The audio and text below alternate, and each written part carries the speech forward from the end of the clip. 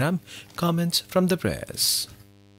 This is All India Radio. You will now hear comments from the press. The Indian Express, in its editorial title Being Dovish, writes, the Reserve Bank of India's Monetary Policy Committee on Thursday did the sensible thing, lowering the central bank's overnight lending or repo rate from 6.25 to 6%. This is the second successive rate reduction in the present RBI Governor Shaktikant Das's tenure. In its last February review, the MPC had both cut the repo rate by 25 basis points and also changed its policy stance from calibrated tightening to neutral. The economic rationale for this monetary dovishness relative to the approach of the previous governor is sound. The monetary policy stance of the US Federal Reserve and other major central banks has turned distinctly dovish in recent times following a loss of momentum in global economic growth. The RBI cannot afford to be different, especially when year-on-year consumer price index CPI inflation is currently just 2.6% and the MPC has itself revised downwards its projection for April-September to 2.9 to 3% from the 3.2 to 3.4% range in February. Even after the latest cut, the real repo rate for India, 6% minus 3% CPI inflation, would still probably be the highest in the world. The Hindu, in its editorial title No Surprises, says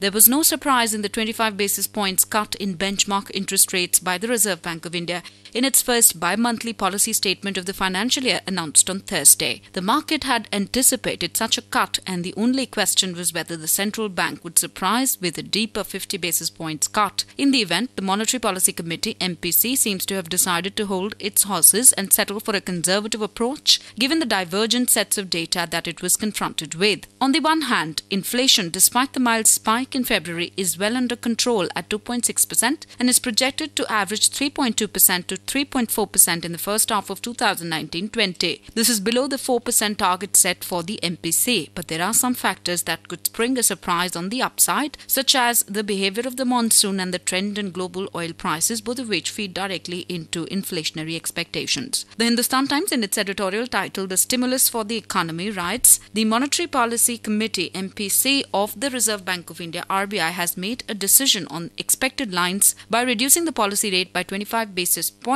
to 6%. 1 basis point is 1/100th of a percentage point. The majority of economists had expected this to happen in polls conducted by Reuters and Bloomberg. Yesterday's cut is also the first consecutive reduction in policy rates. The MPC had reduced policy rate by 25 basis points in its February meeting as well after the MPC framework came into place. In nominal terms, 6% is the lowest policy rate under the present government. To be sure, the period from August 2017 to May 2018 also had a 6% policy rate. However, real interest rates, nominal rates adjusted for inflation, were much lower during that period. With inflation declining in the recent period, real interest rates have steadily gone up. The increase in real interest rates has come at a time when the Indian economy has been losing its growth momentum. The Economic Times, in its editorial title Tackle Rigidities in Credit Markets, writes, the central bank has chosen not to throw any surprise, cutting the repo rate by 25 basis points and maintaining a neutral policy stance. However, this neutrality already blurs into accommodative given the vast quantities of liquidity injected into the system in recent past and the permission granted to banks to count an additional 2 percentage points of their government bond holding under the statutory liquidity ratio mandate against the high-quality liquid assets they are obliged to hold as a prudential measure to be able to meet a surge in the net cash outgo, as could happen in a panic when depositors demand their cash back, called the liquidity coverage ratio mandate. Banks would have additional resources freed up to lend in consequence. The Asian Age, in its editorial titled RBI Cut, EMI May Not Fall, says the widely expected 0.25% rate cut announced by RBI Governor Shaktikant Das on Thursday is unlikely to see the benefit being passed on to consumers immediately or in full by banks with cheaper borrowing rates. Though the governor said he would look into this problem, an earlier meeting with banks didn't yield any salutary results. The banks are more concerned with shoring up balance sheets as they face a liquidity tightness. Surely the government and the RBI realize a piquant situation has emerged as one arm of the government competes with another in offering attractive rates to depositors. The rates on post office savings schemes, for instance, are around 7 to 8% compared to 6 or 6.5% by banks. The banks are also tackling a mismatch in credit growth at 14% and the deposit rate that has been growing at 10%. Those were the comments from the press presented to you by the News Services Division of All India Radio.